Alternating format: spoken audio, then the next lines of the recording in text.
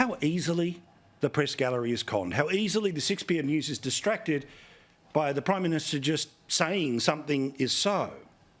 As you know, cost of living, number one issue in the country. Well, the Prime Minister gave a speech today where he used the term cost of living multiple times, so people reported today that the Prime Minister's finally got the message. Seriously? He's finally got the message, what, because he used the words cost of living? Because he said this?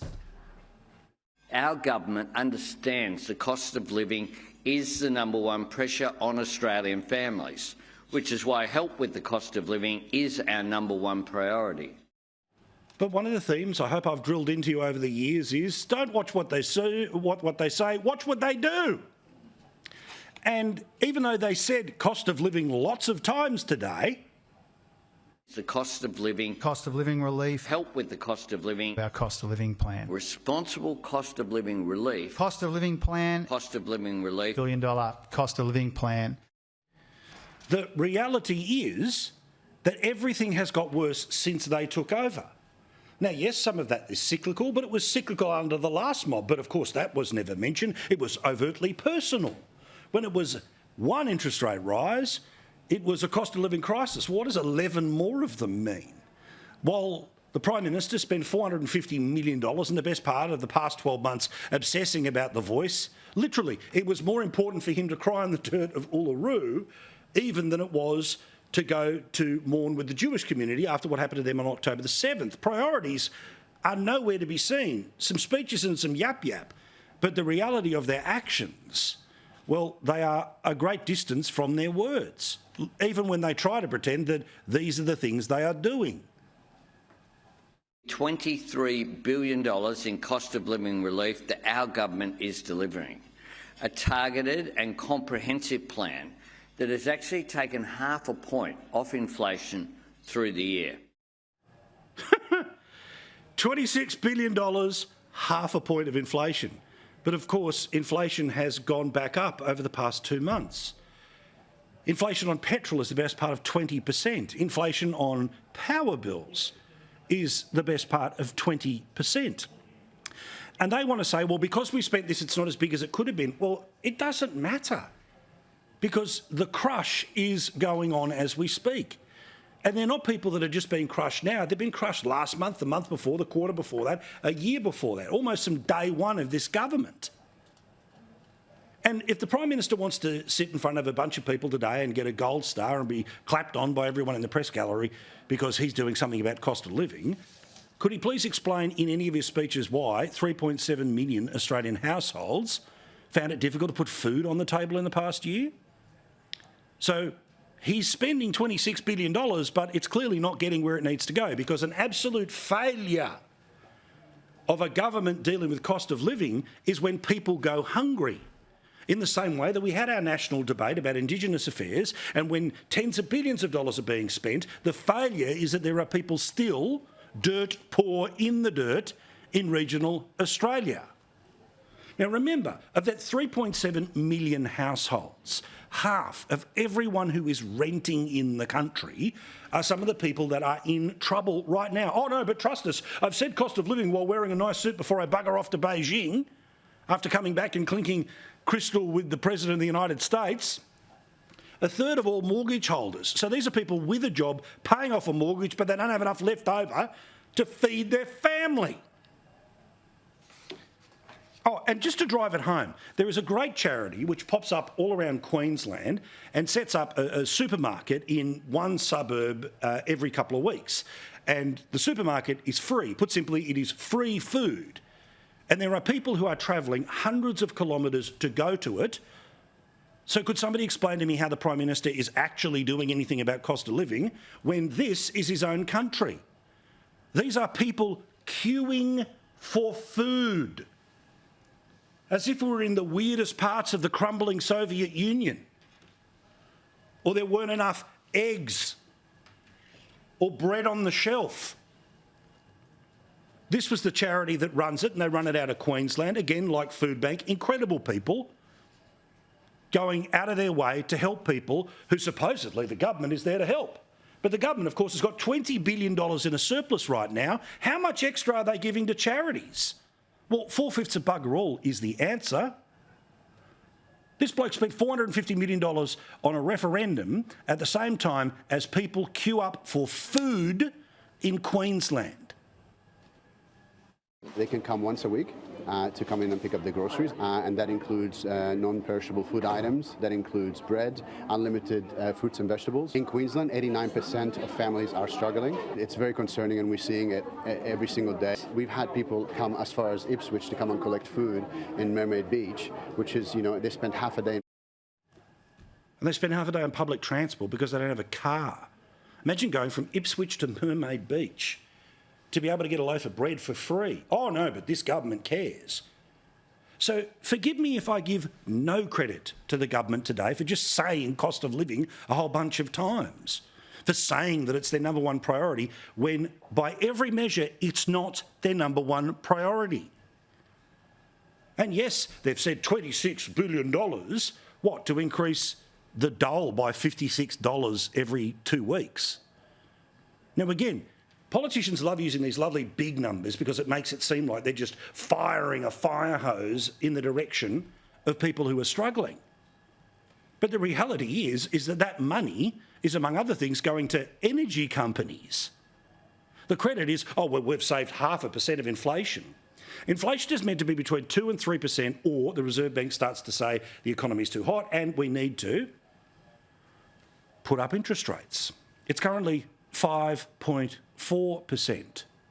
So it's almost double where it needs to be. Oh, but we saved half of 1%. It's double where it needs to be. And while the Labor lovers will say, well, the Prime Minister can't fix it all, and if you just handed out $1,000 cheques, that would be stimulatory, you'd be correct. But here are some of the policies that have made inflation worse in Australia, and they have nothing to do with Ukraine, they have nothing to do with Israel. They are decisions made by this government, by this Prime Minister, by this Treasurer. This is how they make things worse. Your power bills are going up because we are spending literally billions of dollars on the transition to renewable energy. Oh, but it'll all be cheaper. Yeah, but it has to be built. That's why your power bills go up right now. Petrol is at near record prices. They could cut it by 25 cents for 6 months, and it'd cost $3 billion. They could do it for a year. It could cost $6 billion.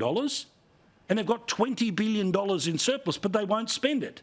So every time you fill up, minus 25 cents per litre, that's the extra tax that Albo will not cut. They took $1,500 from 10 million people's tax returns, the low to middle income offset. This, of course, was there during the pandemic and should well have been extended during this cost of living crisis. And it wouldn't have been inflationary because it's your money. The government's not giving you any extra money. They're just saying $1,500 of the tax you would pay us, you don't have to pay. So you'd be able to, among other things, pay for bread for your family. They say that they're targeting government spending, but let's just look at raw dollars. This government is spending more dollars than any government of any time in history. Oh, they'll tell you that's merely population. Well, the point is they are spending more than any government at any time. That's the reality. Let alone, on top of this, there's a lot of stuff that's off budget. Things like what used to be the NBN, where that was paid for, or the $300 billion worth of submarines, that's off the books. So it's still hundreds of billions of dollars that we borrow from the rest of the world to build things. And infrastructure is important, but the reality is that most of our state governments have worked out that the way to keep themselves in power is to make it look like they are transforming their cities no matter the cost. Like the absurdity of the situation in places like Victoria, like New South Wales, like Queensland, where they are spending so much money on all these tunnels and metros and all the rest of it, which are great for cities, but they're not free to build. And often it's the federal government that's going 50-50 in all of these projects, which of course is adding billions of dollars of stimulus to the economy. And the International Monetary Fund, among others, are saying this is part of the inflation problem. Of course, there's the issue of immigration. This government is going to add 1.5 million people to the country in the next 2 years. They're already more than halfway there. All of this, of course, means interest rates, interest rates, interest rates. And as we saw, after inflation went up for the past 2 months, retail trade is starting to go up as well. The Reserve Bank at some point is going to have to increase interest rates. They'll either do it on Melbourne Cup Day or they'll do it at the end of the year. Now, I know that they've handpicked a new governor of the Reserve Bank in the hope that she won't do it because she knows what they did to the last governor of the Reserve Bank when he raised interest rates. But at some point, she has to do it because inflation is twice the level of the upper end of what they want, which is almost 6%. They need it to be between 2 and 3%. And then there's this factor that I've been talking about for a little while on the show. And again, I don't pretend to be an economist here, but it's just common sense. Once you've been around this stuff and you've learnt about how the world works, about what all the different inputs are and what decisions can be made by government. Now, it's not the government's decision about what the Australian dollar is worth, but when the Australian dollar is worth less than it used to be, the cost of importing everything into the country becomes more, which means inflationary. In fact, if you have a look at these numbers, from May 2021, it was 78 US cents. It's now 64 US cents. We're 14 cents lower. Think of that as 14% more expensive to bring things into the country that are made overseas. Things like clothes, which are basically all made overseas. Drugs at your chemist, they're all made overseas.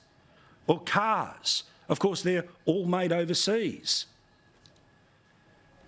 And to drive home that this is not just some wild talking point, the ABS, thankfully, delivers the data that backs up our worldview each and every time that Australia is headed in the wrong direction, where 48% of the country also agrees. Because today, in the international trade in goods, they revealed that Australia's imports in terms of dollars, it raised by $2.7 billion or 7.5% in the past little while. So we are paying more for everything that comes into the country with a dollar that is worth less in a country that says, according to its Prime Minister, it's doing something about the top priority, but the reality is millions of people are having trouble putting food on the table.